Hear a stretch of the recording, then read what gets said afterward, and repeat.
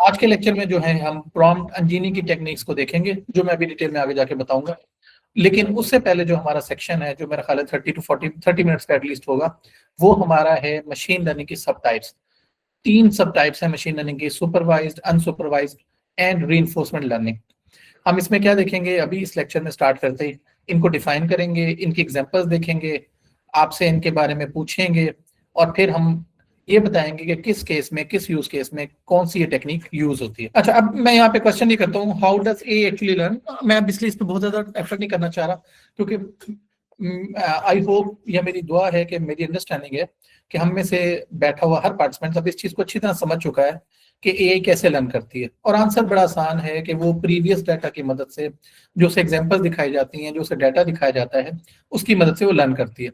अच्छा, लेकिन let's say how, मैं आपसे बात करना चाहूंगा स्टूडेंट से, आपने किसी भी चीज को पढ़ना कैसे सीखा?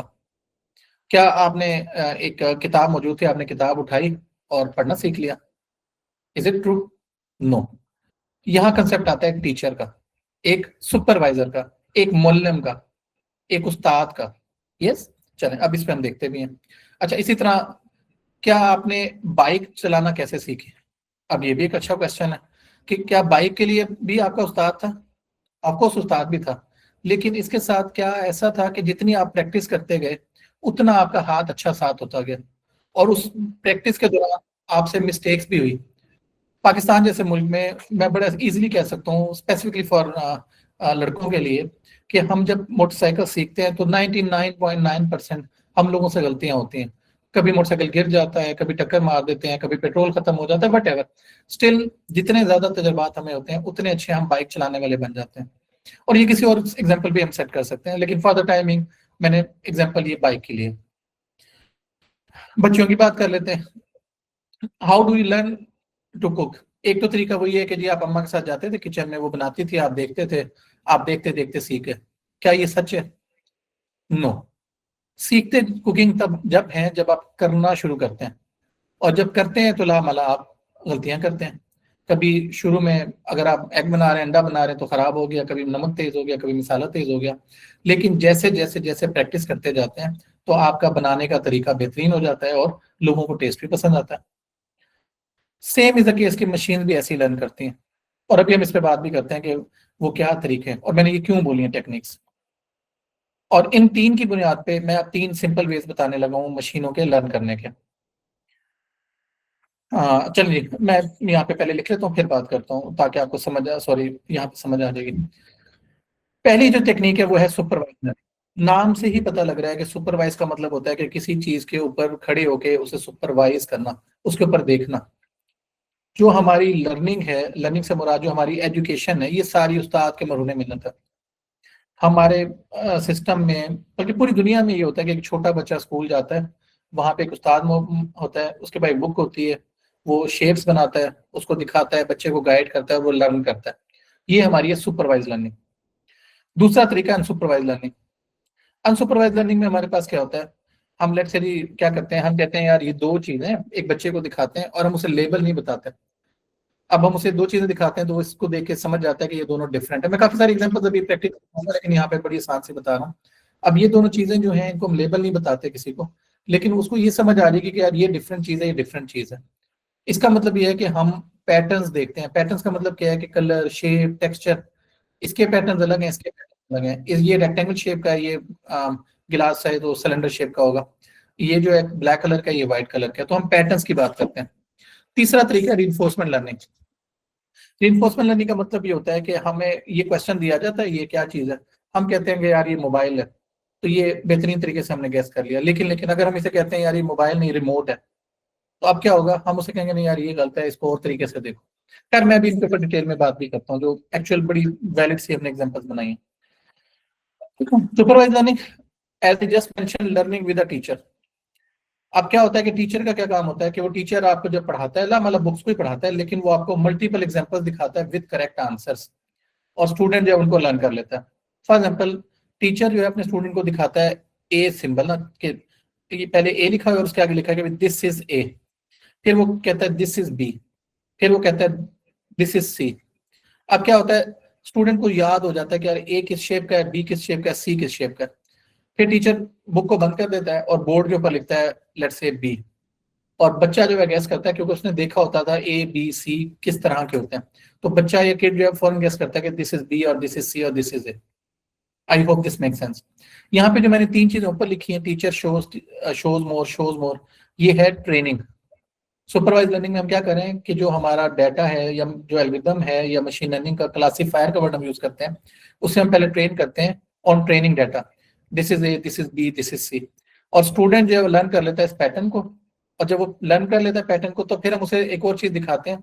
जैसे मैंने एग्जांपल दी, पहले बुक्स पे पढ़ रहा था, फिर हम बोर्ड पे लिखते हैं।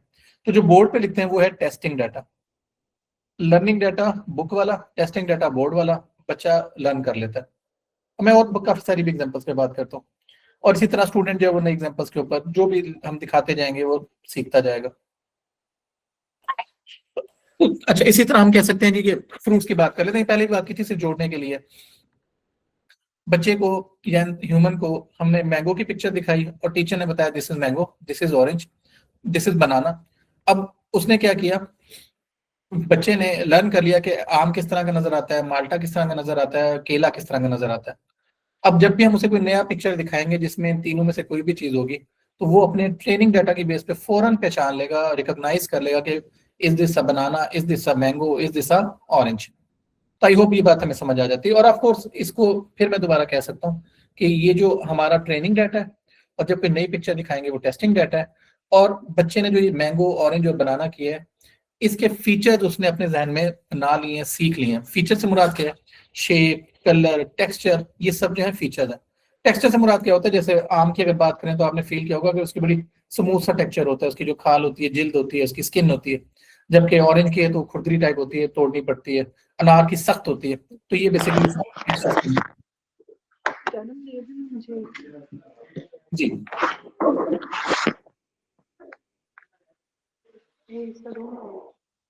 अच्छा, इसी तरह और एग्जांपल्स हम देखते हैं, और ये थोड़ा सा एडवांस होंगी लेकिन स्टिल बहुत ज्यादा एडवांस नहीं है, बड़ी आसान सी हैं। आज के दौर में ये कहना बहुत मुश्किल है कि कोई ईमेल, दुनिया की आबादी 8.5 अरब है, तो तकरीबन 4 अरब ऐसे लोग हैं जो इंटरनेट को यूज करते हैं, द्वारा को यूज करते हैं। एक एग्जांपल मैं यहाँ पे पुट करना चाह रहा हूँ, ईमेल स्पैम फिल्टरिंग। इससे मुराद क्या होता है, आपने अक्सर नोट किया होगा कि जो ईमेल बॉक्स होता है, if you can unmute the mic please. Okay, sorry, just a second, मैं दोबारा शेयर करता हूँ। I don't know, this was there was a glitch. अच्छा, ये बड़ा कॉमन है कंप्यूटर साइंस वालों, ये हमने सीखना है कि ड्यूरिंग मीटिंग्स भी ये चीजें होती रहती हैं और होती रहेंगी, कि थ्रू के कभी इंटरनेट की थोड़ी सी बिट लूज होती है और वो दोबारा ऑफ हो जाता है, फिर ऑन हो जाता है। कोई बात नहीं, इन एनी केस मैं दोबारा वापस आता हूँ। हम कहाँ पे थे? जी, मैं बात कर रहा था, थोड़ी सी लंबी हो गई लेकिन मैं क्विक करता हूँ इसको दोबारा। ईमेल की फिल्टरिंग का ना, स्पैम तो एक वर्ड है लेकिन ईमेल की फिल्टरिंग का, फिल्टरिंग से मुराद क्या होता है कि जो उसके रेलिवेंट फोल्डर है वहां पे वो ईमेल जानी चाहिए। जैसे हमारे जानने वाले लोग या जिनका प्रॉपर एड्रेस है वो सारी ईमेल बॉक्स में जाती हैं। अगर कोई स्पैम है, स्पैम का मतलब क्या होता है, बहुत ज्यादा होता है, मेरे साथ अभी तक होता है, आपके साथ भी होता होगा कि आप सुबह उठते हैं और आपको मेल आई होती है कि जी हो रहा, यू हैव वन $1 million, आपकी लॉटरी निकल आई, आपको सऊदी अरब में घर मिल गया, आपको हज का वीजा में हज का टिकट मिल गया। तो इस तरह के स्पैम निकलते हैं। बेरिज इनकम सपोर्ट प्रोग्राम में आप आ गए, एक मेल को एक आते कि आपके हस्बैंड फोर्थ हुए थे तो आपको डिस्क के थ्रू फंड मिल गया। तो ये स्पैम होती है बेसिकली। तो अब इनमें क्या होता है, क्या आप गेस कर सकते हैं क्या ये सुपरवाइज लर्निंग का प्रॉब्लम है? ऑफ कोर्स है। कैसे? क्या आपने सारा डाटा कलेक्ट करना है कि स्पैम का किस तरह का, और एक क्लासीफायर बनाना है, मशीन को समझाना है कि यार इस तरह का जो डाटा है स्पैम होता है। अब जब उसे आप काफी सारा डाटा दिखा देंगे, जैसे मैंने अभी बोला, मनी का साइन, डॉलर का साइन, लेट्स से जी वीजे का साइन, बिस्क का नाम, फला, इस तरह की काफी सारी चीजें, तो वो सीख जाएगा कि यार स्पैम के ईमेल में क्या क्या चीजें होती हैं। तो जब भी अगली मेल में उस तरह का वर्ड आएगा तो फौरन वो गैस करके बताएगा कि भाई ये ईमेल स्पैम है, इसको इनबॉक्स में नहीं भेजना, स्पैम है। अच्छा जी। अच्छा, मैं यहाँ पे ना एक आपको बात बताना चाहूंगा कि आपने ना कोशिश करनी है, अब ये मैसेज है क्योंकि हम चाहते हैं कि हम साथ साथ प्रैक्टिकल मैसेज भी दें। जब भी आप कोई वेबसाइट एक्सेस करें ना, तो आप कोशिश करें कि उसके शुरू में देखें कि HTTPS आना चाहिए। ये मैं अभी जब कंक्लूड करूंगा, जब प्रैक्टिकल की तरफ भी जाऊंगा, तब भी मैं आपको दिखाऊंगा कि जब मैं चैट जीपीटी खोलूं या डीप सीक खोलूं या कोई भी मैं टूल खोलता हूं, तो मैं मेक श्योर करता हूं कि उसके शुरू में HTTPS आए। एस का मतलब होता है सिक्योर। अच्छा जी, हम अपनी एग्जांपल्स को कंटिन्यू करते हैं। सुपरवाइज लर्निंग की ईमेल का मैंने बता दिया था। फिर फेस लॉक और unlock on phone. Of course हम करते कि ये मेरा मोबाइल है, मैंने इस पर अपना फेस रजिस्टर किया हुआ है, लेकिन इसकी फेस रिकॉग्निशन की ट्रेनिंग हुई हुई है हजारों लाखों मिलियंस ऑफ इमेजेस के थ्रू। यानी कि क्या हुआ है कि पहले हमने मोबाइल को या सिस्टम को सिखाया है कि एक फेस क्या होता है, उसके बाद जब हम अपना टेस्टिंग इमेज उसे देते हैं तो बड़े आसान से बता देता है। अच्छा, अब इसमें भी ना मल्टीपल टेस्टिंग है। एक टेस्टिंग या ट्रेनिंग हुआ है जो हजारों लाखों इमेजेस पे हुई, एक दरमियान में ट्रेनिंग हुआ है जो मैं अपना इसको इमेज दे के ट्रेन करता हूँ, और फिर एक हुआ जो मेरे ट्रेंड इमेज के ऊपर ये टेस्ट करके फेस को लॉक और अनलॉक करता है। इस पर हम डिटेल में बात करेंगे कि डाटा के अंदर एक ट्रेनिंग डाटा होता है, एक वैलिडेशन डाटा होता है और एक टेस्टिंग डाटा होता है। आसान लफ्जों में ट्रेनिंग डाटा होता है, अगर 100 हमारे पास इमेजेस हैं तो हम कहते हैं यार 70 हमने ट्रेनिंग के लिए रख लिए, 20 वैलिडेशन के लिए और 10 टेस्टिंग के लिए। ट्रेनिंग से मुराद क्या होता है, जो हम 70 के 70 पूरे इमेज को एज इट इज दिखाते हैं क्लासीफायर को ट्रेनिंग के वक्त, 20 हुए हैं जो हम क्लाइंट के पास जाने या कमर्शियल जाने से पहले सिस्टम को चेक करवाते हैं, और 10 हुए हैं जब सिस्टम कमर्शियल हो जाता है यानी कि क्लाइंट के पास होता है, तब उससे हम टेस्टिंग करवाते हैं। इस पर डिटेल में बात भी होगी। अच्छा जी, handwriting recognition. Again handwriting का मतलब अब क्या है कि हम जब हैंड राइटिंग की बात करते हैं, जैसे मैं अपनी बात कर लेता हूँ, एक तो है कि सिंपल लिखे हुए टेक्स्ट को अंडरस्टैंड करना ना। अब लेट्स से जी मैंने लिखा हुआ टेक्स्ट है जी के, जैसे मेरे पास यहाँ पे एक पड़ी हुई है शीट, इसके ऊपर लिखा हुआ है लेट्स से जी यहाँ पे are right here are 20 easy fun and safe prompts, जैसे यहाँ पे लिखा हुआ है। अच्छा, इसी तरह लिखा हुआ है जी के right a motivational paragraph for a student who failed during an exam. अब ये मैंने पढ़ तो लिया सारा, अब मैं इसको कैसे पढ़ूं कि ऑफकोर्स मेरी भी बहुत ज्यादा ट्रेनिंग हुई हुई है, मैंने इस तरह की बहुत सारी चीजें पढ़ी हुई हैं। अगर एक ऐसा बच्चा जिसको इंग्लिश पढ़नी नहीं आती तो इसे नहीं पढ़ पाएगा। सेम सिस्टम का भी है कि अगर सिस्टम को आप चाहते हो कि इंग्लिश का लेटर पढ़ सके, तो पहले हमें उसके रिटर्न वर्ड्स के ऊपर ट्रेनिंग करानी पड़ेगी। अच्छा जी, अच्छा जी। अब हम थोड़ी सी बात कर लेते हैं, क्योंकि हमारे जो पार्टिसिपेंट्स हैं वो स्टूडेंट्स हैं, और ज्यादातर बहुत हाई एंड यूनिवर्सिटी लेवल के स्टूडेंट नहीं बल्कि बेसिक लेवल के स्टूडेंट्स हैं। तो कुछ इस तरह की बात करते हैं कि मैथ को हम कैसे करते हैं, टीचर का रोल क्या होता है।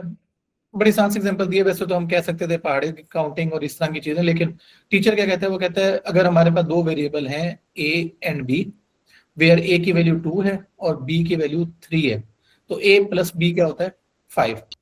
इसी तरह x और y, इनको अगर हम एडिशन करें x5 y7, addition will be 12। अब वो क्या कहेगा, इस तरह की और एग्जांपल्स बच्चों को देता है, करवाता है पेपर पे, बोर्ड पे। अब बच्चा क्या समझता है, करने वाला वो समझ जाता है कि यार एडिशन का क्या पैटर्न है, यानी कि 1 + 2 3 होता है, 2 + 3 5 होता है, 5 + 7 12 होता है, 7 + 9 16 होता है। तो उसे पैटर्न समझ आ जाता है एडिशन का। अब क्या होता है, अगर इसी तरह का मुझसे प्रॉब्लम पूछेंगे, यानी कि मुझसे कहेंगे 19 + 18 क्या होता है, तो क्योंकि उसका एक पूरा मैकेनिज्म बना होगा लर्निंग का, तो फौरन गेस कर लेगा कि 19 18 जो है वो 37 होता है। तो ये बेसिकली सुपरवाइज लर्निंग है कि हम काफी सारे सिस्टम में चीजें सॉल्व करके दिखाते हैं, और फिर वो अननोन डाटा के ऊपर आंसर देना शुरू हो जाता है। Training, testing. ट्रेनिंग ज्यादा एग्जांपल्स, टेस्टिंग एक एक एग्जांपल। अच्छा जी, अच्छा अब आ जाते हैं बड़ी इंपॉर्टेंट केस पे, अनसुपरवाइज लर्निंग, जो हम चाहते ना चाहते बहुत ज्यादा यूज करते हैं। बल्कि मैं तो कहूंगा ये बहुत ज्यादा यूज होती है। इसकी रीजन ये है कि हर वक्त हमारे पास उस्ताद का, टीचर का, स्कूल का, फेलोज का होना जरूरी नहीं होता, तो इंसान ने बहुत ज्यादा डिसीजन करने होते हैं। अब इस पे बात करते हैं। अब मैंने यहाँ पे टाइटल ये दिया है कि लर्निंग विदाउट अ टीचर। अच्छा, अब इसका मतलब क्या है, आपके पास दो चीजें आई। आप क्या चाहते हैं कि इस आइडिया के अंदर you want to know patterns और ग्रुप्स इन द डाटा, और इस तरह से ग्रुप्स और डाटा पैटर्न्स बताने हैं जिसके अंदर किसी को बताने की जरूरत नहीं है कि यार ये फला चीज है, ये फला चीज है। मैं दोबारा रिपीट करता हूँ, जब हमने सुपरवाइज लर्निंग की थी हमने कहा ए बी सी और टीचर बता रहा था। अब यहाँ क्या है कि लेट्स से मैं एक बच्चे को 10 इमेजेस दे देता हूँ ए के, 10 इमेजेस देता हूँ बी के, तो क्या ख्याल है वो डिफरेंशिएट तो कर ही लेगा। अगर 21वां एक ऑब्जेक्ट आता है, एक इमेज आता है जो एक है, तो क्या ख्याल है वो पहचान नहीं जाएगा कि ये पहले वाले ग्रुप का पार्ट है, दूसरे वाले पार्ट का। ये अनसुपरवाइज लर्निंग है, और ये हम डेली बेस पे रोजाना हजारों दफा कर रहे होते हैं। अभी इसकी बड़ी अच्छी प्रैक्टिकल एग्जांपल्स बताते हैं।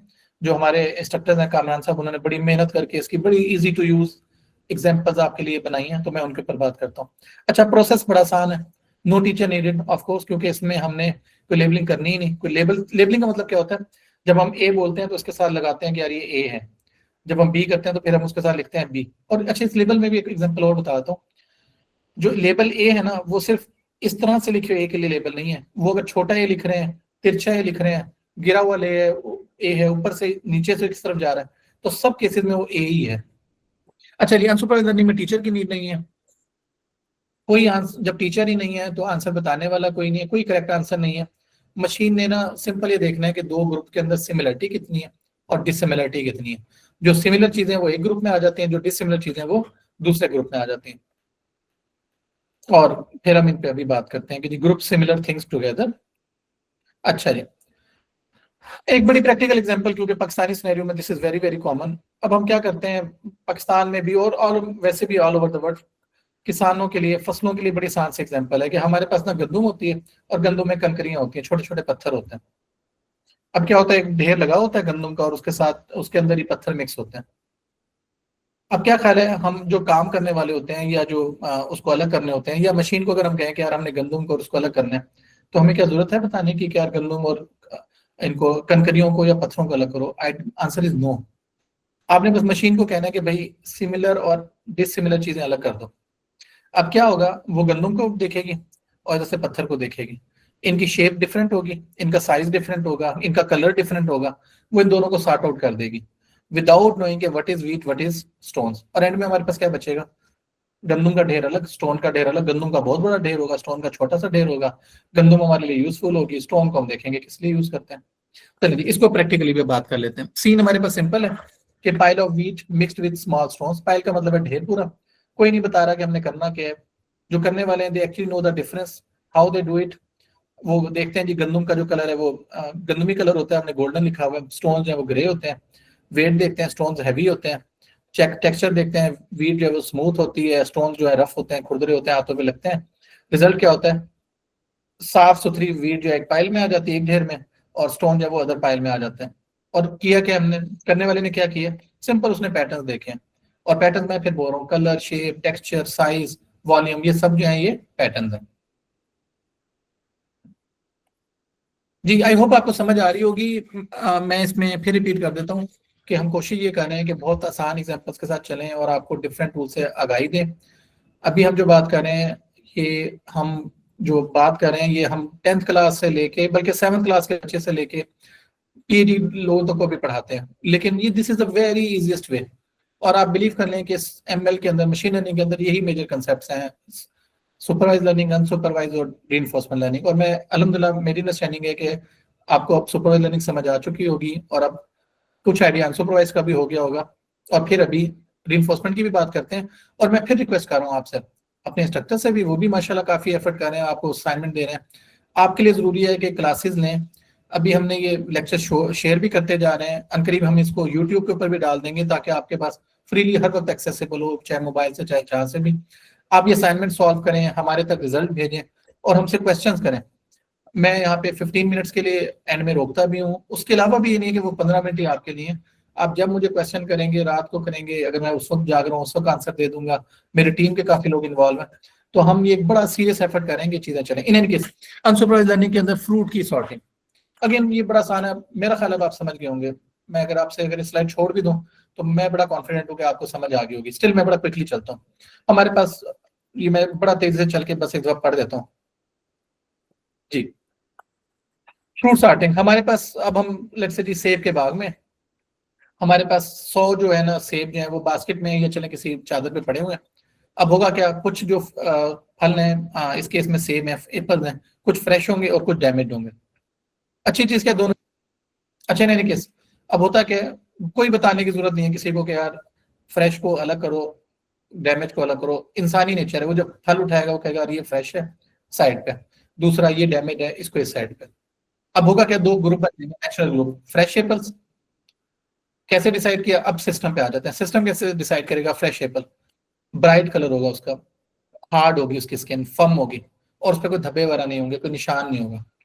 डैमेज एप्पल पे, उसके ऊपर धब्बे होंगे, स्पॉट्स होंगे, वो सॉफ्ट हो गया होगा, और उस पर दराड़े कह लें, ब्रूज होगा, यानी कि उस पर कट के निशान होंगे, छिला हुआ होगा थोड़ा, इसे कहते हैं ब्रूजिंग। ब्रूजिंग होती है जैसे जब हमें कोई कांटे शांटे लगते हैं तो जिसम पे छेद वगैरह लग जाते हैं, वो ब्रूजिंग होती है। तो फल का भी आप समझ सकते हैं, सबसे ज्यादा मसला ही सब्जी और फल का ही होता है कि उस पर ब्रूजेज होते हैं। अच्छा, अब अच्छी चीज क्या होगी कि मशीन भी और इंसान भी सॉर्टिंग करेगी। सॉर्टिंग का मतलब क्या होता है? इकट्ठे करना, ग्रुपिंग को ही सॉर्टिंग कह रहा हूं मैं यहाँ पे। Group 1 good apples, group 2 damage apples. और दोनों का फायदा क्या है? गुड एप्पल जो है खाने के काम आ जाएंगे, सेलिंग ही करेंगे।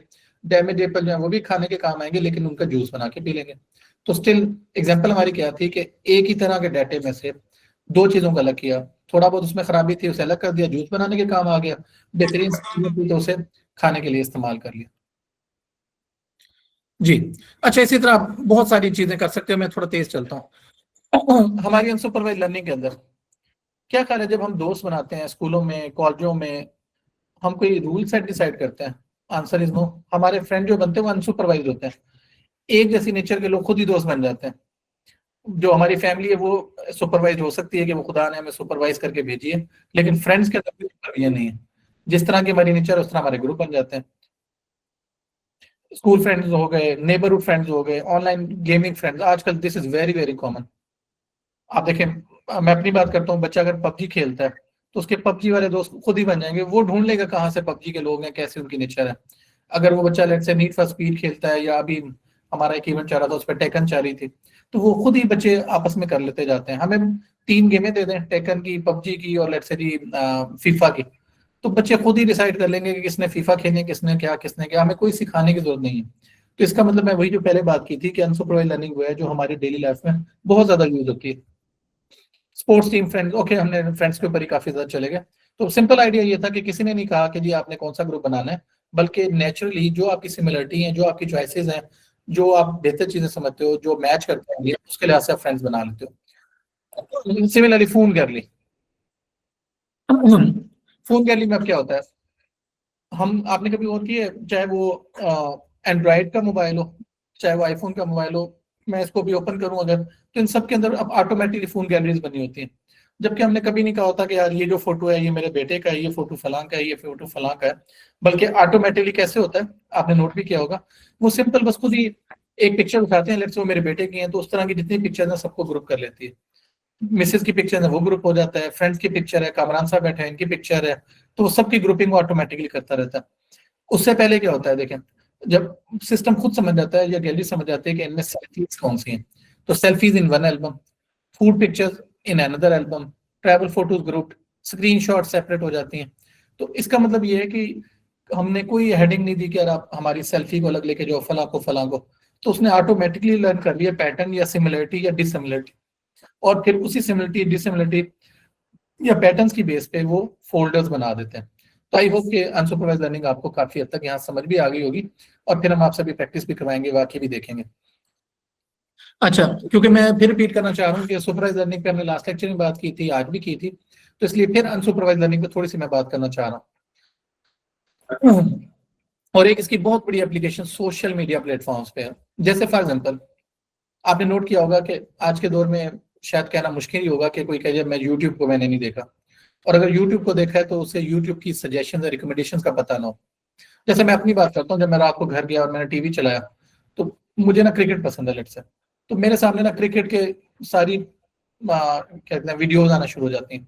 मिसेज हैं, फीमेल हैं, माएँ बहनें घरों में हैं, अम्माएँ हैं, ज्यादातर वो ड्रामे देखती हैं, तो उनको ना ड्रामों के क्लिप्स नजर आते हैं, छोटे बच्चों ने कार्टून नजर आते हैं। इनको कहते हैं रिकमेंडेशन सिस्टम्स।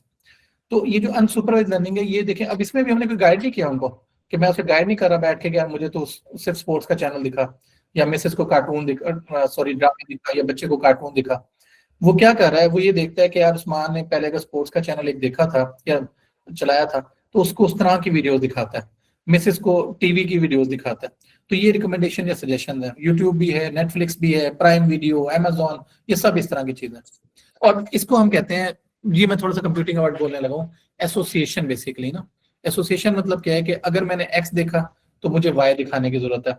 यानी कि मैंने पाकिस्तान इंडिया का मैच देखा तो अगला पाकिस्तान ऑस्ट्रेलिया का मैच दिखा दो। तो ग्रुप से मिला वीडियोस टुगेदर, किसी ने उसे लेबल नहीं किया। I hope you understand. Same shopping websites हैं, this is a huge business. आजकल ई कॉमर्स का बहुत ज्यादा दौर है। हम बच्चों से भी कहते हैं, आपसे भी कहते हैं कि स्टार्ट डूइंग बिजनेस, एंटरप्रेन्योर्स बनो। एंटरप्रेन्योर्स का मतलब क्या है कि अपनी आइडियाज लो, अपने प्रोजेक्ट्स बेचना शुरू करो। दुनिया अब से पढ़ाई पे नहीं रहेगी बल्कि बिजनेस स्टार्ट करने का नाम है। In any case shopping websites की बात कर लेते हैं। दराज से लेके कोई भी दराज चले, शॉपिंग वेबसाइट्स, फूड की वेबसाइट्स, वट एवर। मैं KFC एग्जांपल देता हूँ, काफी कॉमन सा एक ब्रांड है जो लाहौर वगैरह में यूज होता है, हर जगह ही होता है वैसे, अब तो पूरी दुनिया का बहुत बड़ा ब्रांड है। जैसे हम ऐप चलाते हैं ना, उसे पता है कि यार इन लोगों ने ना पहले लेट से जी वहां से ना एक बर्गर खाया था, तो वो बर्गर के साथ साथ हमें बताता है कि यार बोतल ले लो, चिप्स ले लो, फला चीज ले लो। उसने कभी नहीं कहा कि बर्गर के साथ ना राइस लो, क्योंकि वो कॉम्बिनेशन नहीं बनता। बर्गर के साथ हमेशा वो दिखाएगा कि चिकन पीस ले लें, क्योंकि कॉम्बिनेशन बनता है।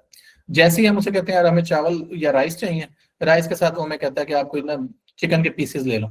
तो दिस मीन्स कि उनको पता है कि क्या पैटर्न बनता है, और उन्हें कोई ट्रेनिंग नहीं की जा रही होती। ठीक है जी, customers who bought this also bought this. Let's say उसने जीन्स खरीदी है, तो बहुत कम चांस है कि जीन्स के ऊपर वो शर्ट खरीदेगा, यानी कि ये फॉर्मल शर्ट खरीदेगा। ज्यादा चांसेस क्या टी शर्ट होगी। लेकिन अगर ड्रेस पैंट खरीदी है तो 90% चांस है कि ड्रेस शर्ट ही खरीदेगा। तो इस तरह की चीजें हैं ये कस्टमर्स वाली ना। और again finding pattern in shopping behaviour, group similar products automatically. अभी मैं बात कर चुका हूँ गूगल फोटोज, सेम वही है जैसे हमारे मोबाइल में फोटोज हैं, इसी तरह गूगल फोटोज और बाकी एप्स हैं। जी, आई होप के we are done with machine learning and reinforcement learning. अब हम सिर्फ 2 मिनट का एक ब्रेक लेंगे और फिर मैं वापस रीइंफोर्समेंट लर्निंग पे आता हूँ। तो रीइंफोर्समेंट लर्निंग में क्या है, प्रोसेस क्या है कि आपके पास एक चीज दिखाएगी, लेट्स से मैं कहता हूँ यार ये क्या है ना, एग्जांपल दे रहा हूँ, और आप इसका आंसर देते हैं। अगर आंसर आपने सही दिया है तो आपको फीडबैक पॉजिटिव मिलेगा, रिवार्ड मिलेगा, और अगर गलत दिया है तो करेक्शन होगी। लेकिन ये मैंने बड़ी वेग से एप्लीकेशन एग्जांपल बताई है, मैं बड़ी अच्छी एग्जांपल बताने लगूंगा आपको। जस्ट अ सेकंड, चलो मैं इधर इसको थोड़ा सा फास्ट पेस करने के लिए मैं करने लगा। चलें, अब मैंने किया क्या है कि आपने ना, आपके पास 2 ऑब्जेक्ट्स हैं, एनिमल्स हैं, या बल्कि उससे भी आसान करते हैं, आपके पास एक डॉग है और आप उसे समझाना चाह रहे हैं कि आपके ऑर्डर को वो फॉलो करे। अच्छा, पहले आप उसे पहली कमांड देते हैं, स्टेप 1 जो मैंने यहाँ पे लिखा है, कि आप उसे कहते हैं सिट। अब डॉग जो है उसको अंडरस्टैंड नहीं करता और वो वहां पे ना खड़ा रहता है। अब जब वो खड़ा रहता है तो आप क्या करते हैं, उसको रिवार्ड कोई नहीं देते। रिवार्ड का मतलब क्या है कि आप भी चुप रहते हैं और वो वहां पे खड़ा रहता है, उसे आप फूड नहीं देते। फिर आप उसे कहते हैं कि यार, दोबारा उसे कहते हैं सेट, वो फिर खड़ा रहता है, तो रिवार्ड कोई नहीं है। फिर आप उसे सेट कहते हैं तो वो बैठ जाता है। जैसे ही वो बैठता है आप उसे हड्डी दे देते हैं, खाना दे देते हैं। अब उसे समझ आ जाती है कि यार, जैसे ही मैंने ये वर्ड किया या इशारा दिया कोई, लेट्स से सिट डाउन, तो पहले वो कुछ नहीं कर रहा था, भूखा खड़ा था। 3-4 दफा जब मैंने ये किया और वो बैठ गया और जैसे उसे हड्डी मिली, अब उसे एक अवार्ड मिल गया, उसे रीइंफोर्स हो गया वो। अब क्या होगा, जब भी आप उसे इशारा यूं करेंगे फौरन वो बैठ जाया करेगा। ये है रीइंफोर्समेंट लर्निंग का सिंपल सा कंसेप्ट। और इसके एग्जांपल देखते हैं।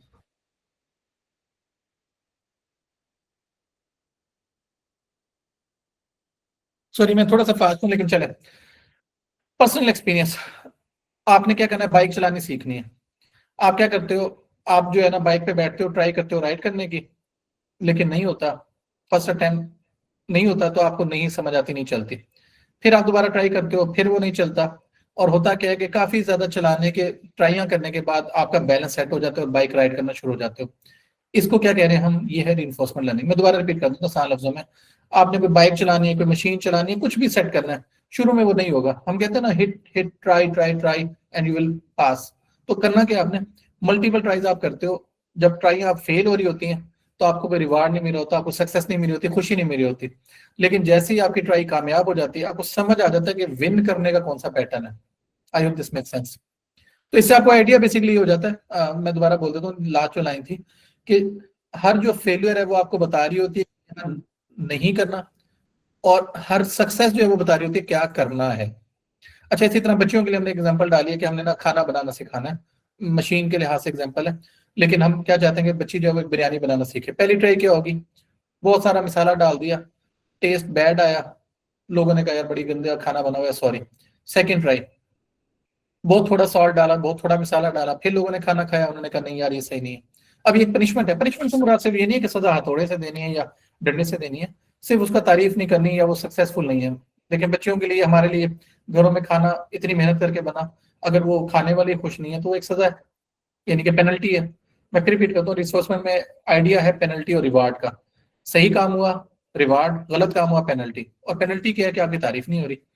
पहली दफा ट्राई की, नमक तेज था, नहीं तारीफ हुई पेनल्टी, दूसरी दफा किया नमक हल्का था, नहीं तारीफ हुई पेनल्टी, तीसरी दफा बेहतरीन बन गया, लोगों ने तारीफें की, दिस इज सक्सेस।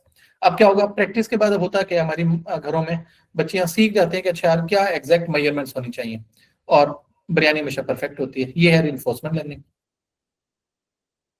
अच्छा जी, इसी तरह इसको भी मैं थोड़ा सा देख लेता हूँ, क्योंकि हमारे पास बहुत सारे बच्चे आजकल, बशमूल मेरे बच्चों के भी, गेमिंग के शिदाई हैं। अच्छा, गेमिंग के अंदर तो सारी है ही रिइंफोर्समेंट लर्निंग, सबसे ज्यादा वर्ड आया ही वहीं से आएगा। अच्छा, होता है कि आपके पास आसान सी गेम ले लेते हैं। मैंने खुद भी जब गेम शुरू की मोबाइल पे, जब मोबाइल नए नए आए थे, तो हम क्या करते थे कि एक ऊपर से सामान गिरा होता था और हमने बच बच के जाना होता था। अब फर्स्ट लेवल पे हम क्या करते हैं, या हम भाग रहे होते हैं, ऑब्स्टेकल आता है, उससे टकरा जाता है। चाहे वो डिफरेंट गेम्स रही हैं, टेम्पर रन से लेके, रन भोला रन से लेके, और पता नहीं कौन कौन सी गेम्स आई हैं। अब उसमें क्या है कि ये एक एक्टर है या एक इंसान है या पर्सन है जो भाग रहा है, और दरम्यान में ऑब्स्टेकल्स आ रही हैं। जैसे आप ऑब्स्टेकल से टकराओगे, जिंदगी खत्म हो जाएगी, गेम खत्म हो जाएगी, मूड खराब हो जाएगा। फीडबैक क्या है कि उससे बचना है, ट्राई डिफरेंट पाथ। फिर आप ऑब्स्टेकल से अगर बच गए तो आपको कॉइन्स मिलेंगे, लेवल अप होगा, खुशी होगी। फिर आप क्या करोगे, इनसे बचने के लिए नई नई स्ट्रेटेजी सीखोगे, रिवार्ड्स करोगे, पेनल्टी से बचोगे, और बेहतर बेहतर प्लेयर बनते जाओगे। ये है रिइंफोर्समेंट लर्निंग का कंसेप्ट, यानी कि hit and practice, hit and trial, run error से सीखना और सक्सेस को बेहतर करना। अच्छा, अभी ये रियल वर्ल्ड एग्जांपल्स की बात कर लेते हैं। सेल्फ ड्राइविंग कार्स पे जी, बड़ा आसान है। जितनी भी ये गाड़ियां हैं जो सेंसर्स लग रहे हैं, सेल्फ ड्राइविंग कार तो खैर अभी एक कंसेप्ट है जो ये शायद यूएस के अंदर ही प्रॉपर है, पाकिस्तान में तो अभी देर है उसे, लेकिन स्टिल अगर खुदा ना खास्ता वो गाड़ी ऑब्स्टेकल पे लग जाएगी तो बैड है ना, तो उसने सेफ्टी को बचा के चलना है। और फिर प्रॉब्लम क्या आ रहा है, क्यों लॉन्च भी नहीं हो रही, मैंने इससे भी बोला है, क्योंकि उसको मिलियन ऑफ ट्राइज करनी पड़ी है, तब जाके वो मैच्योर होगी। Chess game, this is very simple सी। आप क्या करते हो, गलत मूव चलाते हो, हार जाते हो, फिर आप याद रखते हो कि यार ये गलत मूव नहीं चलानी थी। अच्छी मूव चलाते हो, विन कर जाते हो, याद रखते हो, और फिर अनबीटेबल बन जाते हो थ्रू प्रैक्टिस। इसी तरह रोबोट्स हैं, लर्निंग टू वॉक है, गिर जाते हैं तो उन्हें समझ आ जाता है कि कौन सी जगह पे क्या प्रेशर डालना है, क्या पाथ फॉलो करना है, और फिर अपने आप को बैलेंस रखते हैं, और गुड फीडबैक आता है, और फिर ऐसा ऐसा वो सही चलना शुरू हो जाता है। अच्छा जी, यहाँ पे मैं कंक्लूड करना चाहूंगा पहले फेज को, जिसको हमने कहा था तीन टाइप की हमारे पास लर्निंग की टेक्निक्स हैं। ये एक हमारा मेजर पोर्शन था। अब हम आपसे क्या कहेंगे, आपको असाइनमेंट भी देंगे, और अब आपसे रिक्वेस्ट भी करेंगे कि आपने उन असाइनमेंट्स को अच्छी तरह करना है, ताकि ये टास्क आपको बेहतरीन तरीके से समझ आ जाए। अब मैं आता हूँ अपने एक्चुअल काम पे, क्योंकि हमारा मेन काम है जनरेटिव एआई के साथ काम करना, वो है प्रॉम्प्ट इंजीनियरिंग, और आई होप हमारे पास अभी 35 मिनट्स एटलीस्ट है। चलें जी, नैनी केस। अच्छा, प्रॉम्प्ट इंजीनियरिंग की हमने शायद पहले बात कर ली थी कि प्रॉम्प्ट इंजीनियरिंग का मतलब क्या है। प्रॉम्प्ट का मतलब होता है इनपुट देना किसी भी एआई सिस्टम को, ताकि वो हमारी चीजों के आंसर दे सके। इनपुट क्या थी, कमांड थी, क्यूरी थी, एग्जांपल थी, फला फला चीजें थी। इंजीनियरिंग का मतलब होता है चीज को बनाना। प्रॉम्प्ट इंजीनियरिंग का मतलब क्या होगा कि बेहतर तरीके से प्रॉम्प्ट को लिखना। और ये कहाँ पे यूज होती है, चैट जीपीटी में, गूगल जेमिनी में, जितने भी इंजन हैं जनरेटिव एआई के, उन सब के अंदर अब डाटा को, अपनी कमांड को, क्यूरी को इनपुट करने के तरीके को प्रॉम्प्ट कहते हैं। और प्रॉम्प्ट इंजीनियरिंग का मतलब है कि हमने उसको बनाना है। अच्छा जी, अब आ जाते हैं प्रॉम्प्ट इंजीनियरिंग के एग्जांपल्स पे। और मेरा ख्याल है हमने थोड़ी सी बात पहले भी की थी, मैं फिर क्विकली चलता हूँ ताकि ये रिवीजन हो जाएगी। पहला जो एग्जांपल है वो है बी स्पेसिफिक। इससे मुराद क्या है, मैं यहाँ पे प्रॉम्प्ट देता हूँ। बैड प्रॉम्प्ट क्या है, टेल मी अबाउट पाकिस्तान। अब ये एक बहुत ही ओपन एंडेड क्वेश्चन है, इसका आंसर कुछ भी हो सकता है। वो हिस्ट्री भी बता सकता है, लोगों के बारे में बता सकता है, सब कुछ बता सकता है। होना क्या चाहिए, फोकस होना चाहिए। फोकस क्या है, tell me about Pakistan education system for high school students. और फिर अगर आप ईयर भी दे दोगे तो और स्पेसिफिक हो जाएगा। जैसे यहाँ पे हमने क्या कहा, focus on one topic, education, specific audience high school, time specific 2024। तो आपने स्पेसिफिक होना है। अच्छा, उसके बाद वर्क इन स्टेप्स में इनको थोड़ा सा तेज करने के लिए सिर्फ चाह रहा हूँ कि आई होप कि अब चीजें हमें अंडरस्टैंड आ रही, और हम नेक्स्ट टाइम से कोशिश करेंगे कि एनिमेशन की जरूरत ही ना हो। हम ज्यादा चीजें कवर करना चाह रहे हैं, हमारे बच्चे ज्यादा ज्यादा सीखें। वर्क इन स्टेप्स के कि आपने क्या करना है कि अगर आपको बड़ा प्रॉब्लम, फिर जैसे पहले स्पेसिफिक किया था, अगर आपने कोई बड़ा काम करवाना है, इनसे बड़ा प्रोजेक्ट करवाना है, तो उसको छोटे छोटे हिस्सों में करें। साइंस के अंदर हिस्से का जो अंग्रेजी है उसे कहते हैं चंक, सेगमेंट्स भी कहते हैं, लेकिन हम इन्हें कहते हैं चंक्स। अच्छा, बैट प्रॉम्प्ट क्या है, help me with my science project. अब उसे क्या पता लगेगा यार आपको उनका प्रोजेक्ट क्या है। स्टेप्स क्या हैं, what are good science project topics for 12th grade physics, let's example दिए। Explain how to demonstrate Newton third law of motion in simple materials. अब क्या है, अब जो मैंने कहा था ना help me my science project, ये ऊपर मैंने ना दो चीजों से बताई है कि ये जो है ना साइंस प्रोजेक्ट क्या होते हैं, न्यूटन का थर्ड लॉ मोशन क्या है। अब मैं उसे अपना एक्चुअल प्रॉम्प्ट जो बैड प्रॉम्प्ट था वो देने लगा हूं, help me right the conclusion for my Newton law experiment. This is basically work in step या प्रोग्रेस इन चंक्स है कि आप सिस्टम को पहले समझाएं कि आप क्या चाह रहे हो, फिर उसे क्यूरी करो। तो इसका मतलब है कि ये उसे समझ आ जाएगा। यहाँ पे हमने क्या बताया कि जो हर आने वाला स्टेप है, दूसरा पहले पे, तीसरा दूसरे पे डिपेंडेंट है। Each step builds on the previous one. You understand context better, you get more detailed, useful answers. ये हम आपको प्रैक्टिस के लिए भी अभी देंगे। अच्छा, अब एक ना ये बड़ा अच्छा सा क्वेश्चन होता है, मुझसे कई जगह पूछा जाता है कि जी बेस्ट प्रॉम्प्ट दे दें। अभी आप लोग भी कहेंगे कि हमें कोई चीट शीट दे दें जिसमें सारे प्रॉम्प्ट लिखे हों। बच्चों इसका आंसर बड़ा आसान है। सबसे अच्छा प्रॉम्प्ट वो होता है जो आप लिख लेते हो, लिख दो, फिर क्या होगा, फिर होगी आइट्रेशन। आइट्रेशन का मतलब क्या है, जैसे मैंने कहा टेल मी अबाउट पाकिस्तान। अब सिस्टम कंफ्यूज है, उसको नहीं पता चलेगा क्या करना है, लेकिन जैसे वो आंसर देगा हो सकता है वो आपको हिस्ट्री के बारे में बताना शुरू कर दे। फिर आप उसे को no no I don't want to talk about history, give me tell me about Pakistan education system. अब एजुकेशन सिस्टम पे भी हो सकता है पीएचडी एमएससी फला फला बातें करें। फिर आप उसे को no tell me about education system of intermediate, हो सकता है फिर भी वो उसको पसंद आए। यानी इस तरह से तरतीब चलनी है। इसको कहते हैं आइट्रेट एंड इम्प्रूव। ठीक है जी।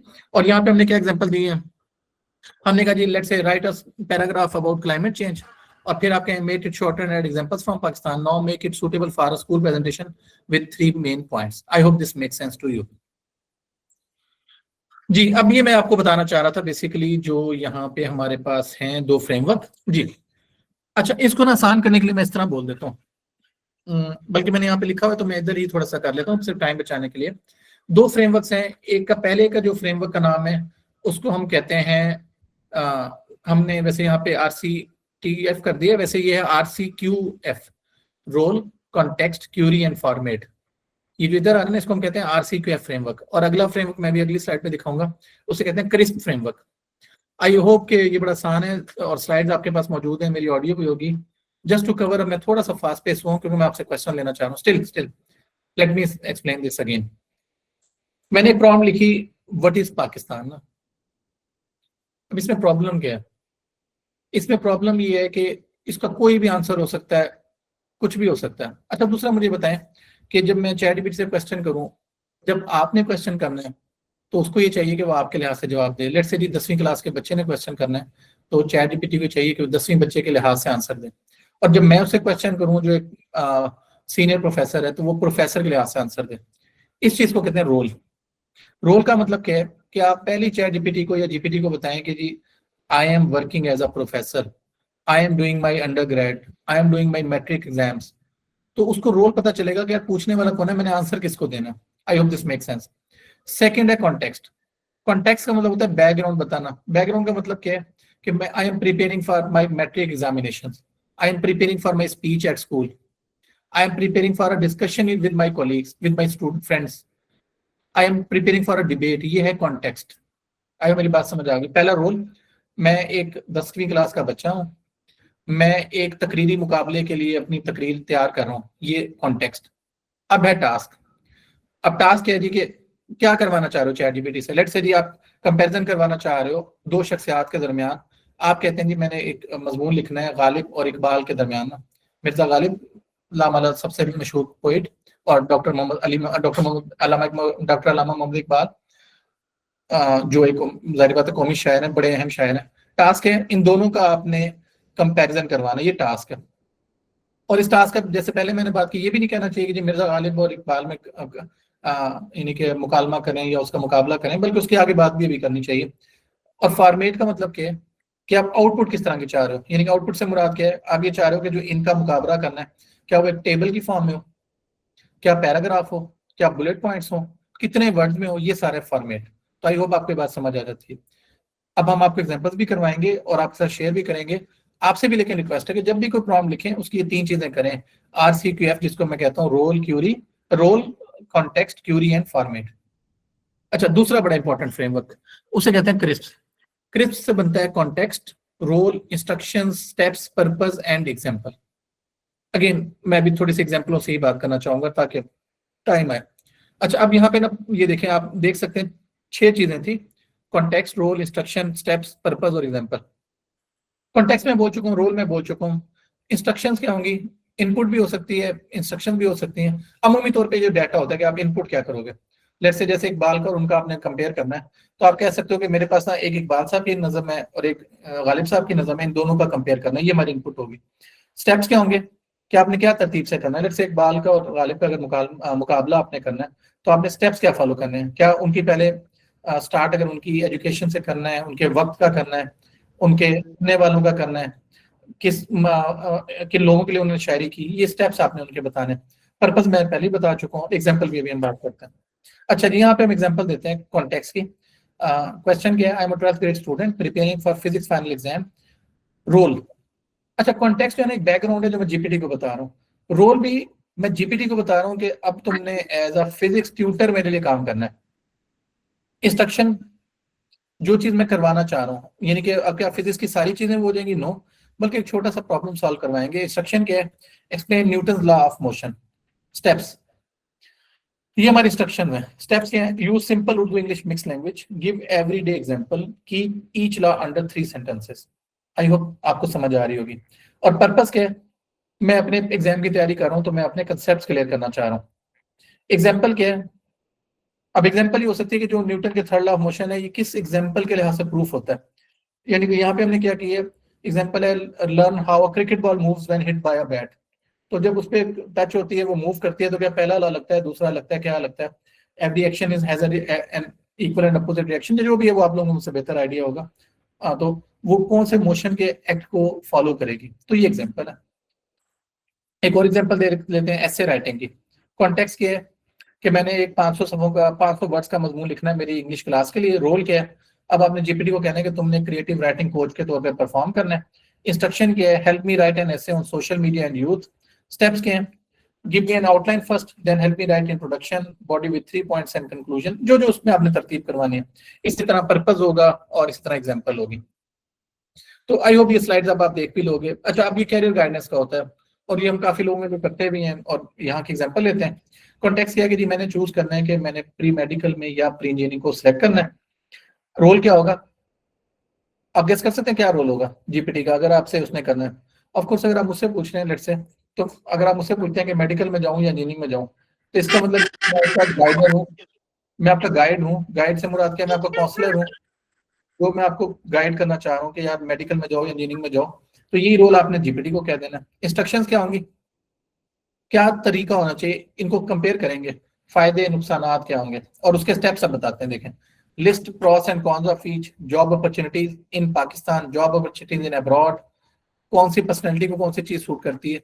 तो ये स्टेप्स जो है ये वो है जो आप दोगे, और आप इसके अंदर अपना नॉलेज डाल सकते हो कि भाई मेरा जो मूड है वो ज्यादा बाहर जाकर सर्व करने का, तो उस तरह स्टेप्स दे दोगे। और इसी तरह फिर पर्पज होगा कि मैंने डिसीजन करना है कि मैंने एफएससी प्री मैथिकल करनी है या वो करनी है। और कंसीडर, अच्छा एग्जांपल पे देख लें कि जी consider my interest in biology versus math, कि मेरा ये देख लो कि मेरा रिकॉर्ड क्या कहता है कि मैं बायो में अच्छा हूँ या मैथ में, और किस तरह मेरा इंटरेस्ट है। तो आई होप कि दिस मेक सेंस, यस।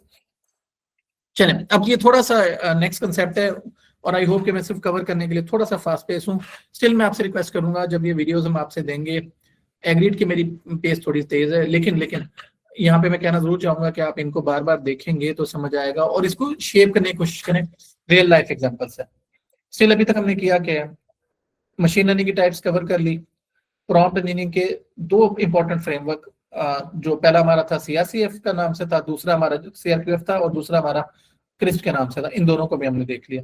अब हम आ जाते हैं प्रॉम्प्ट इंजीनियरिंग की टाइप्स के ऊपर। अच्छा, ये मैं थोड़ा पहले कर देता हूँ फिर बोलता हूँ कि है क्या ना। एक दफा इसको गौर से देख लें, zero shot, few shot, chain of thought, negative prompt और ट्री ऑफ थॉट। मैं पूरी कोशिश करूंगा कि यहाँ से ही आपको जबानी समझा सकूं बड़े आसानी से, और फिर मैं स्लाइड्स भी दिखाता हूँ।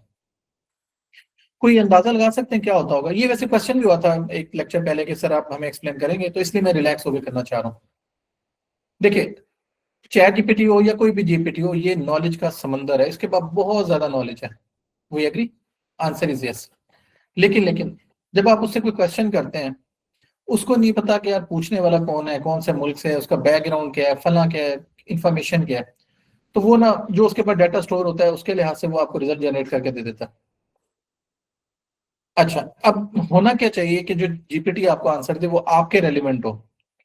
और फिर उससे ज्यादा इंपॉर्टेंट ये है कि हम चाहते ही हैं कि जब चैट जीपीटी आपसे को आंसर दे तो यू पुश या प्रेशराइज जीपीटी कि वो थिंक करके आंसर आपको दे। अब मैं इसको बड़ा आसान कर देता हूँ।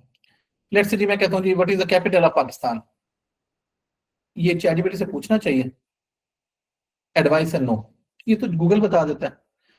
गूगल जो है वो एक बड़ा तेज फास्ट पेस इंजन है जिसके पास बहुत ज्यादा फंडिंग है, हर चीज है। गूगल सर्च इंजन बड़ा आराम से बता देता है। वाई चैट जीपीटी यूज करें जिसकी इतनी बड़ी कॉस्ट है, जो यानी कि डायरेक्ट सिस्टम पे चलाना भी प्रॉब्लम है। यानी कि गूगल को आप लॉगिन ना करो तब भी चल जाता है, जीमेल को लॉगिन करो, अपना रिकॉर्ड दो, आपकी हिस्ट्री सेव, ये वो सारी चीजें। तो अगर आपने उससे ये पूछना कि कैपिटल ऑफ पाकिस्तान क्या है, कोई फायदा नहीं है। पाकिस्तान क्या है, ये भी कोई फायदा नहीं है। आप उससे वो क्वेश्चन करें जिसमें कोई रीजनिंग हो। इस पे बाद में हम दोबारा बात भी कर लेंगे, जिसके अंदर कोई सिमेंटिक चाहिए हो, कोई कंटेक्स्ट चाहिए हो, कोई नॉलेज चाहिए हो। अच्छा मैं आसान कर देता हूँ। ये तरतीबें क्या है? जीरो शॉट प्रॉम्प्टिंग का मतलब ऐसी प्रॉम्प्ट है जिसके अंदर आपने सिर्फ इससे क्वेश्चन पूछने हैं उसके अपने नॉलेज की बेस पे। अब मैं कुछ एग्जांपल आपको दिखाता हूँ। देखिए अब यहाँ पे इन्होंने जो एग्जांपल दिए, मैं तो खैर बहुत ज्यादा ये हैवी एग्जांपल दे दिए, इसकी बजाय आसान हो सकती है। मैं पहले वो बोलता हूँ फिर भी बात करते हैं। जीरो शॉर्ट प्रॉम्प्ट, जीरो का मतलब होता है जीरो, शॉर्ट का मतलब होता है कि आपने उसकी यानी कि एग्जांपल के साथ देना ना। जीरो शॉर्ट का मतलब, शॉर्ट का मतलब एग्जांपल, जीरो का मतलब कोई जीरो, कोई एग्जांपल नहीं देनी। जैसे फॉर एग्जांपल मैं चैट जीपीटी पे 90% हम यही काम कर रहे होते हैं। हम उसे कहते हैं जी कि लेट्स से जी what is the concept of photosynthesis in biology. Let's example दे रहा हूँ, what is the concept of CO2 in chemistry. अब ये सारी क्या है कि इसके अंदर ना हम उसे अपना कोई नॉलेज इंपार्ट नहीं कर रहे, इंपार्ट से मुराद उससे नहीं पहुंचा रहे, हम सिर्फ उससे पूछने का आंसर दे। अब वो उसके पास इतना ज्यादा डाटा है कि वो आराम से सोचेगा, फोटोसिंथेसिस आंसर दे देगा, सोचेगा CO2 क्या है बता देगा, NaCH क्या है, NaCl क्या है, फिजिक्स के अंदर लॉज ऑफ मोशन क्या है, वो सब चीजें बताता जाएगा। ये है जीरो शॉट, जिसमें हम उसे कोई एग्जाम्पल नहीं दे रहे। अभी मैं आगे जाके और भी क्लियर हो जाएगी। यहाँ हमने क्या है, you ask A directly without giving an example, like asking a new friend for directions. इससे मुराद क्या है? जीरो शॉट में क्या है, नए फ्रेंड से डायरेक्शन का मतलब क्या है, आपके आपसे वो चीजें पूछ रहा है। आप दोस्त, आपका एक नया दोस्त बना, दोस्त से मुराद क्या है, आप चलते हुए किसी राह वाले बंदे से मिलते हो, उसे कहते हो यार मुझे ये चीजें बता। अब वो बेचारा अपनी तरफ से बेस्ट बताएगा, लेकिन वो आपको नहीं जानता कि आप में क्या डिटेल है। अच्छा जैसे translate this English sentence to Urdu, the weather is beautiful today. अब वो कहेगा आज मौसम बहुत खूबसूरत है, बात खत्म हो गई। यस। अब आ जाते हैं जीरो शॉट। अच्छा जीरो शॉट पे क्या है, when to use simple straightforward question, quick translation, basic definition, general knowledge question, quick and easy, लेकिन may not be very accurate for complex task. अब आते हैं जो असल कहानी है फ्यू शॉट के ऊपर।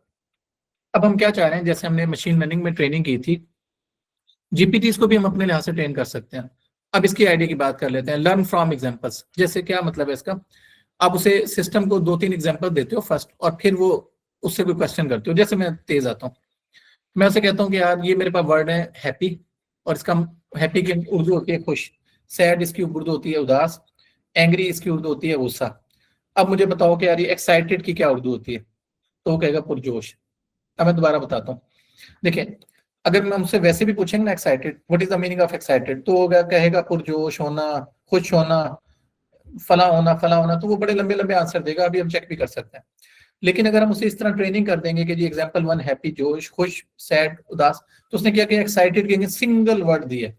ये आपने, मैं कहूंगा दोबारा रिपीट करूंगा, आप ट्राई भी कीजिएगा, आपने किया भी होगा कि चैट जीपीटी में सिंगल वर्ड आउटपुट लेके आना इज वेरी चैलेंजिंग, नहीं देता, वो मल्टीपल पैराग्राफ डिस्क्रिप्शन देता है। तो अगर आप चाह रहे हैं कि नहीं, आप एग्जैक्ट आंसर चाह रहे हैं जिस तरह का आपके जहन में क्वेश्चन है, जैसे आपको हैप्पी का मतलब खुश होता है, सैड का मतलब उदास होता है, एक्साइटेड का मतलब आप चाहते हैं, तो वो क्यू शॉर्ट प्रॉम्प्टिंग लगानी पड़ेगी। और बिलीव करें मैं बहुत ज्यादा इसको यूज करता हूँ। जैसे फॉर एग्जांपल मैं कहता हूँ जी टेल मी सम गुड मुस्लिम नेम्स, अब वो हजारों एग्जांपल दे देगा। लेकिन अगर मैं कहूँ टेल मी सम गुड मुस्लिम नेम्स, और पहला नाम लिख दूं मोहम्मद, दूसरा लिख दूं अली, तीसरा लिख दूं लेट्स से आयशा, चौथा लिख दूं फातिमा, तो उसे समझ आ जाएगी कि ये हज़रत वसल्लम की फैमिली की तरह के नाम पूछना चाह रहा है। तो ये है फ्यू शॉर्ट प्रॉम्प्टिंग। अच्छा अब क्यों चाहते हैं, जब आपको कंसिस्टेंट फॉर्मेट चाहिए, आपके पास एक पैटर्न बना हुआ है, आप उस तरह चाह रहे हैं, और जीरो शॉट जब वो रॉन्ग आंसर देती है, रॉन्ग आंसर से मुराद उसके लिहाज से बेहतर हो सकता है, लेकिन हो सकता है आपके रेलिवेंट ना हो, और आप मोर एक्यूरेट आंसर चाहते हैं और आपके स्टाइल को समझना चाह रहे हैं। लेकिन जाहिर बात है कौन है इसका, वो क्या है कि it will take time to write write examples, ये भी हमें देखना पड़ेगा। अच्छा फिर हमारे पास आ जाता है चेन ऑफ थॉट ना। अब यहाँ पे मैंने पहले भी बोला था कि अगर आपने सिंपल क्वेश्चन आंसर नहीं करनी है तो गूगल आपका प्रॉब्लम सॉल्व कर रहा था और क्यूरीज आप लगाते चीजें हल हो जाती। हम प्रॉम्प्टिंग की तरफ क्यों मूव कर गए? उसकी रीजन ये थी कि हम ये चाह रहे हैं कि सिस्टम सोचे और आंसर दे। उसका पहला तरीका है चेन ऑफ थॉट। अब इसमें क्या होता है, हम ए से कहते हैं कि तुम ना स्टेप बाय स्टेप चीजें करो, जैसे like showing your work in math more reliable for complex problems. हम बच्चों के साथ पाकिस्तान में एक अलमिया रहा है, मेरे साथ तो बहुत ही रहा है। हम बचपन से सोचते थे कि यार मैथ का क्वेश्चन आया, हमने सारा सॉल्व किया, आंसर सही है तो पूरे नंबर आएंगे, बाद में पता लगता था नंबर नहीं आए। उसकी रीजन क्या है? टीचर जो स्टेप्स चेक करता है। तो चेन ऑफ थॉट, थॉट का मतलब होता है सोच, चेन का मतलब है जुड़ी सोचना। तो स्टेप बाय स्टेप चीजें हमारे पास जितने भी लोग होते हैं, और इवन सारी दुनिया की नई स्टडीज ये कह रही है कि कॉग्निशन बढ़ाओ, अपनी थिंकिंग कैपेबिलिटी बताओ, रीजन बताओ कि कैसे सॉल्व कर रहे हो। तो ये है चेन ऑफ थॉट।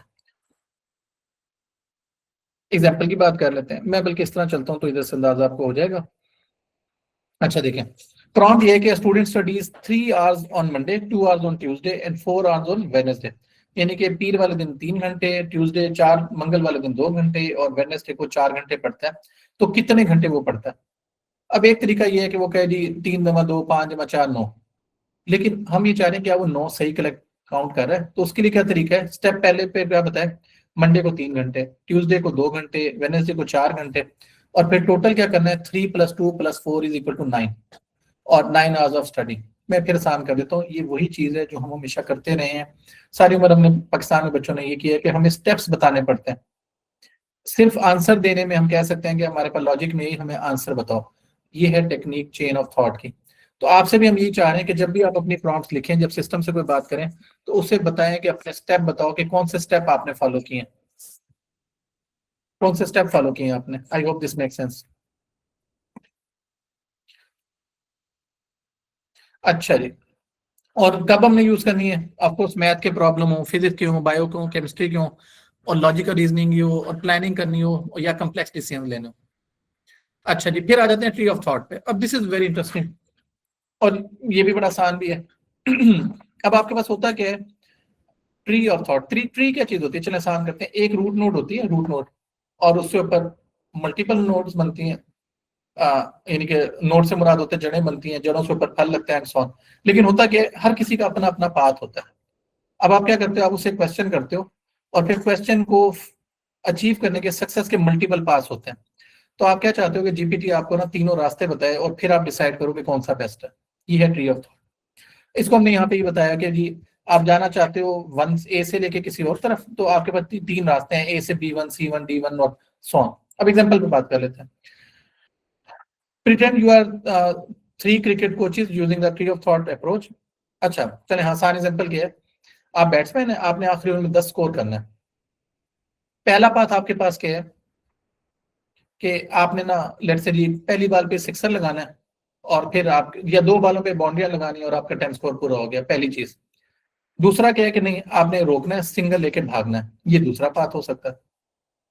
यस।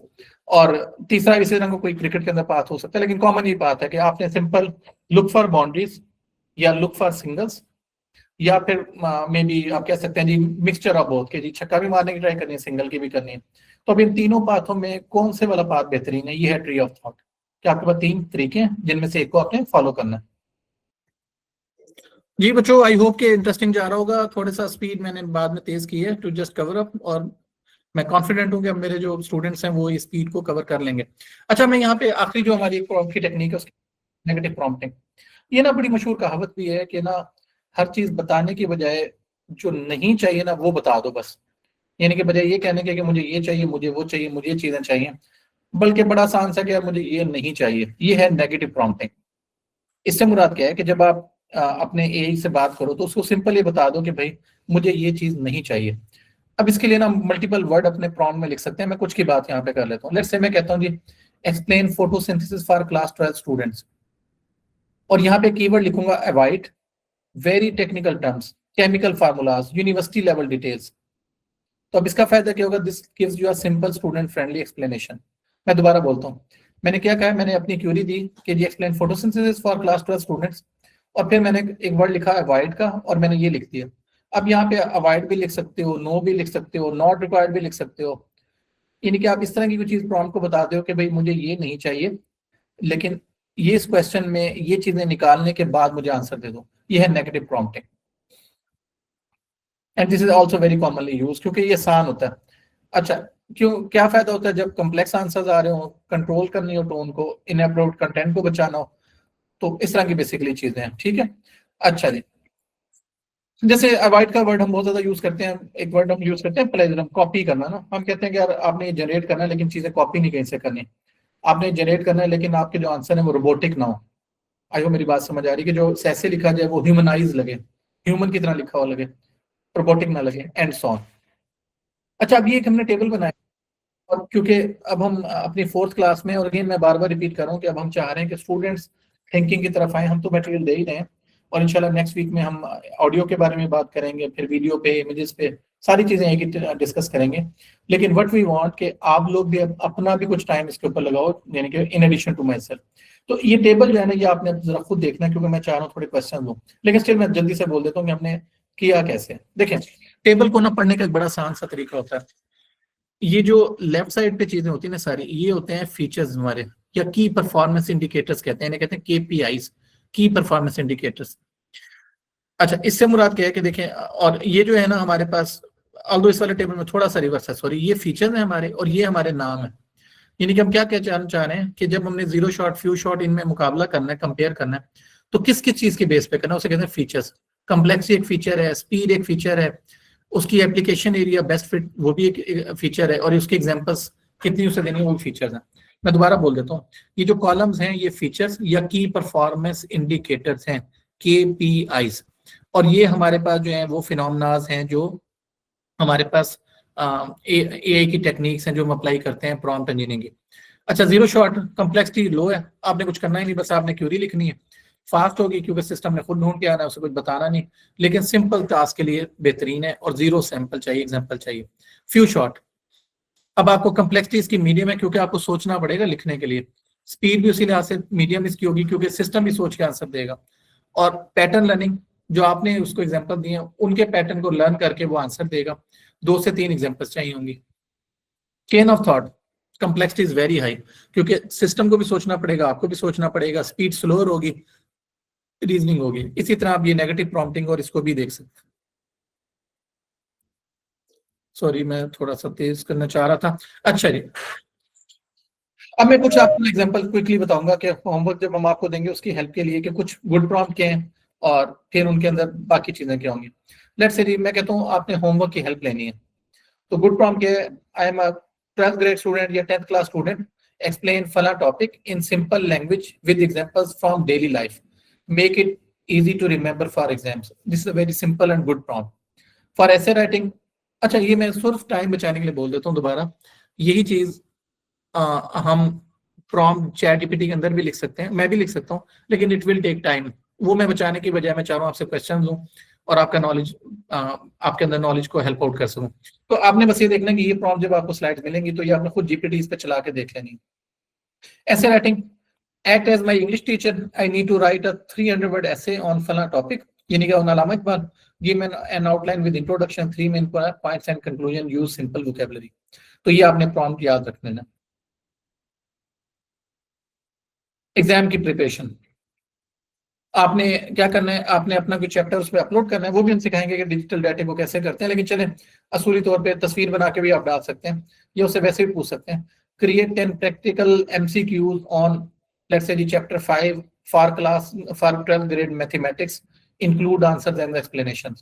बहुत अच्छे वो क्वेश्चन आपको जनरेट कर देगा, बहुत अच्छी उसकी आपको एक्सप्लेनेशन मिल जाएगी, और आपकी लाइफ काफी आसान भी हो जाएगी।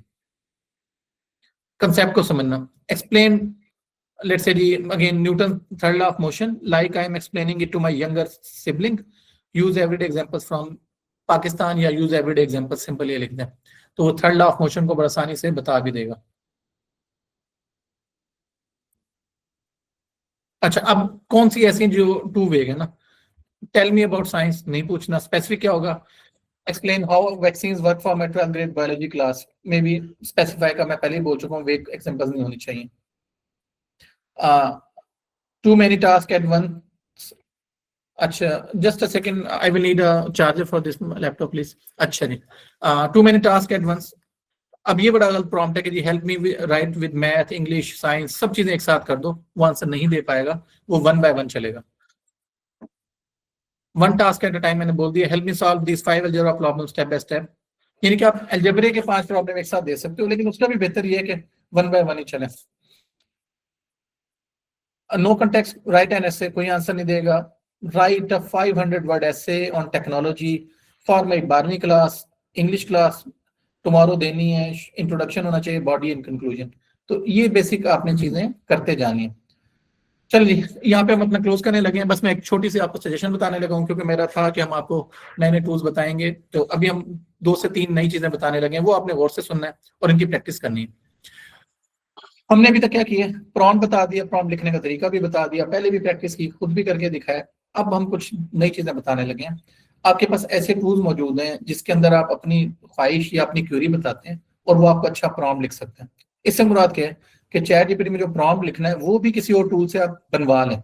जैसे फॉर एग्जाम्पल, मैं एग्जाम्पल देता हूँ, ये एक वेबसाइट है फीडो के नाम से ना, और यहाँ पे आप देखें क्या हुआ है, ChatGPT prompt generator, Midjourney prompt generator, इन पर बाद में बात करेंगे, अभी चैट जीपीटी पे आ जाते हैं, और ये क्लाउड का शायद आपको आइडिया। अब यहाँ पे आप कहते हैं कि यार मैंने ना अपने एग्जाम की तैयारी करनी है और मुझे नहीं पता कि चैट जीपीटी से प्रॉम्प्ट क्या लिखना है, तो आप सिंपल यहाँ पे कह दें जी कि I am preparing for my 12th class exam of biology और what should I ask ChatGPT. यहाँ पे आप लाल बटन यहाँ पे नीचे होगा, जैसे ही दबाएंगे तो ये प्रॉम्प्ट बन जाएगा। इस प्रॉम्प्ट को आप जाके चैट जीपीटी में ले जाएं और वो बड़ा अच्छा आंसर जनरेट कर देगा। तो आपने इस टूल के साथ खेलना है खुद फीडो से। इस तरह की हजारों एग्जाम्पल आप कर सकते हैं। Same is the case prompt hackers. हमने शुरू में बताया था कि आपके पास फ्रेमवर्क था एक RCQF का ना, जिसके अंदर रोल पहले आप बताते थे। यहाँ आपको नजर आ रहा होगा वर्ड के, आप यहाँ पे रोल कर सकते हो, आप कह सकते हो 12वीं क्लास का स्टूडेंट या वट एवर, और यहाँ पे आप टास्क बता सकते हो और फिर जनरेट प्रॉम्प्ट, तो ये प्रॉम्प्ट जनरेट कर देगा और फिर आप चैट जीपीटी में से ले जाओगे। अच्छा, फिर इस ये दो तो मैंने आपको बता दिए जो प्रॉम्प्ट जनरेटर्स हैं। इसी तरह बहुत सारे टूल हैं जो प्रॉम्प्ट चेक करके भी बताते हैं, यानी कि अगर आप समझते हैं यार मैंने प्रॉम्प्ट लिखा है, डोंट नो ये अच्छा है या नहीं, आप इस वेबसाइट पे जाओगे generate-prompt.ai और आप उसमें अपना प्रॉम्प्ट लिखोगे ये वाला और फिर चेक प्रॉम्प्ट बताओगे, और ये नीचे बताएगा कि इस प्रॉम्प्ट की क्वालिटी क्या है, एक्सीलेंट है, अच्छा है, बुरा है, क्या है। तो आई hope this makes sense again. तो और ये फिर इसी तरह tools for right better prompts के हमने कुछ और प्रॉम्प्ट बता दिए हैं। प्रॉम्प्ट परफेक्ट है, चैट जीपीटी प्रॉम्प्ट जनरेटर है, AIPRM के नाम से। तो इन टूल्स को आप यूज करके अपने प्रॉम्प्ट्स बना सकते हैं अपने लिए। सॉरी गाइज, आज हम बहुत ज्यादा लेट हो गए हैं, तो मैं 5 मिनट्स लूंगा क्वेश्चन आंसर के, ताकि हम थोड़ा सा आपको फीडबैक दे सकें। तो ये मैंने अपने से काफी कोशिश की है कवर करने की। शायद थोड़ा सा स्टार्ट में मैं भी स्लो हुआ और लेक्चर शायद लेट स्टार्ट हुआ, तो हम फिर कोशिश करते हैं, बल्कि कोशिश नहीं, आप भी हमसे प्रॉमिस करें, मैं भी करता हूँ कि इसको हम 2:05 पे स्टार्ट कर दें। मैं फिर रिपीट करूँ, इस पे काफी एफर्ट हो रही है हमारी टीम की भी, मेरी भी, आप सबकी भी। तो प्लीज इसको सक्सेसफुल करने के लिए टाइम की पाबंदी करें, जो बाद में नहीं हो पाती। अब देखें टाइम हमारे पास क्वेश्चन आंसर का बहुत कम है। Anyhow, let's ask the question and I will try to answer this. आप राइट करके आंसर पूछ सकते हैं, क्यूरीज अपनी लिखें। माशाल्लाह हमारी 4th क्लास है, तो you should have a practice this. आप क्वेश्चन पूछें, 5 मिनट्स हमारे पास सॉरी है जी। प्रॉम्प्ट इंजीनियरिंग की कोई डिग्री होती है? अनफॉर्चुनेट देखो, ये ना अब एक हकीकत ये है कि डिग्रीज वैसे तो बहुत अहम है, लेकिन डिग्रीज टेक टाइम। AI की जितनी आप डिग्री की तरफ जाएंगे, जनरेटिव AI की, उतना टाइम ही निकल जाएगा। सर्टिफिकेट्स होते हैं ऑफ कोर्स, बड़ी कंपनीज भी करवाते हैं, हम भी करवाते हैं, और ये itself this is certificate is also enough के। अगर आप बताना चाह रहे हैं कि आपने प्रॉम्प्ट इंजीनियरिंग पे काम किया हुआ है, जो हमारा कोर्स है, अगर आप उसे पास करते हैं और आप बिलीव करें हम अच्छा टेस्ट लेंगे, ऐसा नहीं होगा कि आप अटेंड करेंगे और टेस्ट के बगैर हम सर्टिफिकेट दे देंगे। तो सर्टिफिकेट की आप तैयारी करें, और हमारा अपना यूनिवर्सिटी का एक अच्छा नाम है, तो इंशाल्लाह ताला वो सर्टिफिकेट आपको मिलेगा। जी sir, question please write down your question, we don't have much time today. मेरा नाम है मोहम्मद उस्मान गनी खान। अगर आप गूगल पे लिखेंगे मोहम्मद उस्मान गनी खान UT लाहौर, तो मेरी सारी डिटेल आ जाती है। मेरी वेबसाइट भी है usmanghanikhan.com। यूट्यूब पे वीडियोस हम पूरी ट्राई करते हैं इंशाल्लाह ताला। आपके मंडे वाले लेक्चर के अंदर हम आपसे शेयर करेंगे यूट्यूब का लिंक इंशाल्लाह ताला। वैसे हम क्लासरूम में तो शेयर कर रहे हैं बेटा, वो तो आप देख सकते हो ना। क्लासरूम का बस सिर्फ इशू ये है कि उसमें कनेक्ट होना पड़ता है। यूट्यूब का फायदा ये है कि वो हर जगह अवेलेबल होगी। स्टिल हम इंशाल्लाह कोशिश करते हैं नेक्स्ट क्लास में, नहीं तो फिर ट्यूसडे तक तो जरूर बन जाएगा, हम शेयर कर देंगे सारा। हमारी एक के रिलेटेड और भी वीडियोस हैं, लेकिन अभी देखें मैं आसान करता हूँ, बहुत ज्यादा नॉलेज भी ना खतरनाक होता है। अभी हम जो आपको पढ़ा रहे हैं उस पर फोकस करें, और मेरी रिक्वेस्ट अभी भी होगी कि आप जो अभी हमने पढ़ाया है उसके लिए टेक्निकल क्वेश्चंस करें, जो लास्ट लेक्चर में उनके बारे में पूछें, और बाकी हम गाइड करते रहेंगे, ऑफ कोर्स करते रहेंगे। आप खान, आप पूरा नाम तो शायद नहीं आ रहा, जॉनी खान आ रहा है शायद, तो आप हमसे पूछते रहेंगे तो हम गाइड भी करते रहेंगे जी। तो टेक्निकल क्वेश्चन लास्ट 2 मिनट्स है हमारे पास। ठीक है बच्चों, थैंक यू। फिर मेरी रिक्वेस्ट होगी, इनको वीडियोस को देखो, समझो, हमसे क्वेश्चन करो, टीम से क्वेश्चन करो, होमवर्क करके लाया करो। बल्कि जब स्टार्ट हम करते हैं तो अगर आप शुरू में हमसे क्वेश्चन कर लो तो आई वुड लव के मैं आंसर दूं ना। मैं टाइम इसलिए कर रहा हूँ ताकि हम चाह रहे हैं कि आप चीजें सीखो, आप हमारा बार बार कह रहा हूँ फ्यूचर हो, और हम आप इन्वेस्ट यही करना चाह रहे हैं कि आप लोग सीखें, आगे बढ़ें। चले बच्चों, thank you once again, thank you, thank you.